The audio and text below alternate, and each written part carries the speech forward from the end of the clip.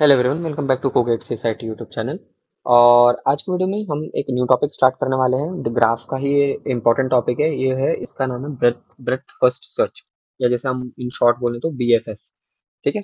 Breath first search होता क्या है? ठीक है, मैं स्टार्ट करते हैं हम लोग इस वीडियो में। ब्रेथ फर्स्ट सर्च या बीएफएस जिसे हम बोलते हैं, that is a graph traversal traversal technique, है ना। ग्राफ ट्रेवर्सल टेक्निक रहती है जिसके अंदर आप क्या करते हो, अ, एक सोर्स नोड गिवन रहता है आपको, और उस सोर्स नोड के मतलब जो इससे कनेक्टेड जितने नोड्स हैं हम लोग उनको ट्रेवर्स करते जाते हैं, और फिर हम उनको इन अ क्यू प्लेस करते जाते हैं। मतलब जो बीएफएस जो हमारा रहता है traversal, that uses queue as the data structure. ठीक है, इन द बैकएंड, है ना। क्योंकि जनरली हर जो बड़े एल्गोरिदम रहते हैं that are divided into small data structure, they these algorithm use different data structures, right, like queue stack etcetera. ठीक है, तो ये होता है बीएफएस इन शॉर्ट। और एक और इम्पोर्टेंट पॉइंट कि बीएफएस जो रहता है वो डायरेक्टेड और अनडायरेक्टेड दोनों ग्राफ के लिए रहता है।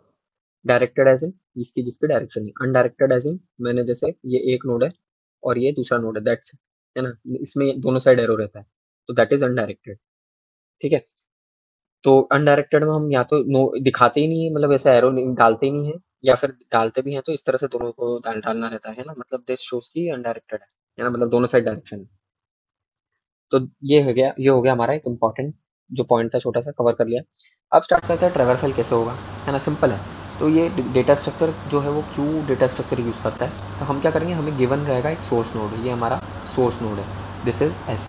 हम क्या करेंगे, ये हमारा क्यू के अंदर हम लोग सबसे पहले सोर्स नोड को पुट करेंगे।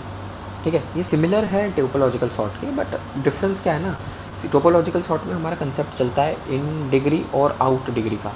ठीक है, ये हमारा टोपोलॉजिकल सॉर्ट में चलता है। बट जो हमारा ट्री का ग्राफ वाला पोर्शन है, मतलब जो स्पेसिफिकली ये जो बीएफएस रहता है उसके अंदर हम लोग इसमें इस तरह से नहीं करते। हम लोग क्या करते हैं, हम लोगों ने सोर्स नोड को लिखा, क्यू में डाला, ठीक है, और फिर क्या करा, सोर्स नोड से कनेक्टेड जितने भी नोड्स हैं हम उनको भी क्यू में पुश कर देते हैं। तो अगर मैं दिखूँ तो यहाँ पे सोर्स नोड से कनेक्टेड कौन कौन है, डी, ई और बी। ठीक है, तीनों हैं। मैंने क्या करा, यहाँ लिख दिया डी, ई और बी। ठीक है, हो गया। अब क्या करा मैंने, इसको हटा दिया, मतलब ये एक तरह से हट गया, एक तरह से आप ये समझ लो। अभी मैं इसलिए क्योंकि हमारे पास अभी डी बचा हुआ है, तो अब मतलब अब हमारे पास में अभी ये बचे हुए हैं, डी के कनेक्टेड भी कुछ हैं, बी के कनेक्टेड भी कुछ है और ई के कनेक्टेड भी कुछ हैं। तो हम लोग इसलिए क्या करेंगे, इनको भी रख के रखेंगे। तो नेक्स्ट है हमारा, अब देखो जब मैं ट्रेवर्स करूँगा ना तो क्यू के अंदर मैं डी पे पहुँचूंगा। मैंने क्योंकि सबसे सबसे पहले क्यू के अंदर सारे डाल दिए थे, तो मैं डी भी डाला मैंने, ई भी डाला और बी भी डाला। अब इन तीनों में पहला कौन है, तो डी है, तो डी आ गया। तो this will become my source node और द नेक्स्ट नोड, जो भी आप बोल सकते हो। अब मैंने डी लिया, डी से कनेक्टेड कितने हैं, जी, तो डी से जी लिख दिया, डी से एच लिख दिया।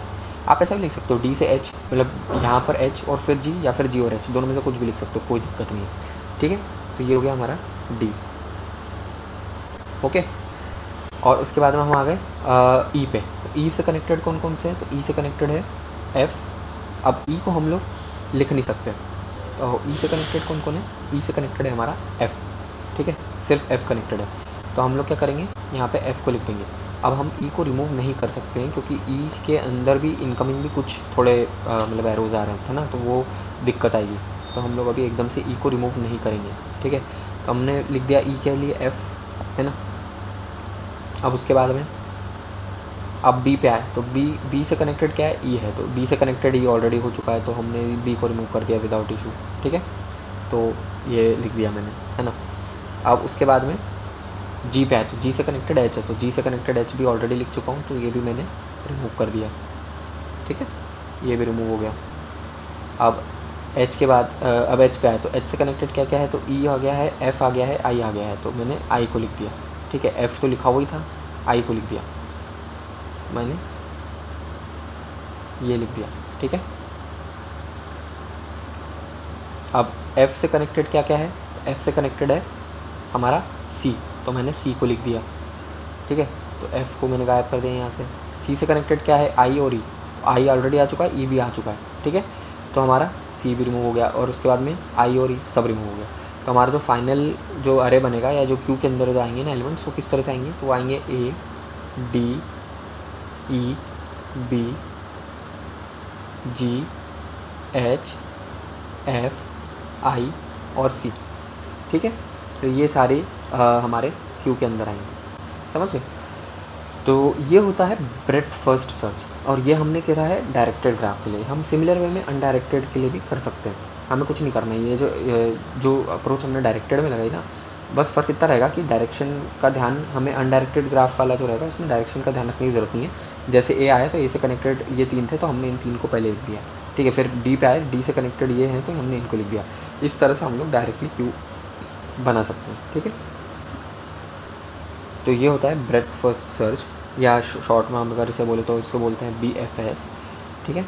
आज के वीडियो में मैंने आपको ये बता दिया। नेक्स्ट जो वीडियो रहेगा ना उसमें हम लोग डेप्थ फर्स्ट सर्च देखेंगे, ठीक है। DFS हम नेक्स्ट वीडियो में देखेंगे, है ना। उसको भी मैं एक एग्जांपल से बताऊंगा कि कैसे DFS वर्क करता है, ओके। तो आज की वीडियो के लिए इतना ही। अगर आपको वीडियो अच्छा लगे तो प्लीज़ इस वीडियो को लाइक एंड शेयर करें और चैनल को सब्सक्राइब ज़रूर करें, और मुझे बताएं मैं कैसे इम्प्रूव कर सकता हूँ। Thank you.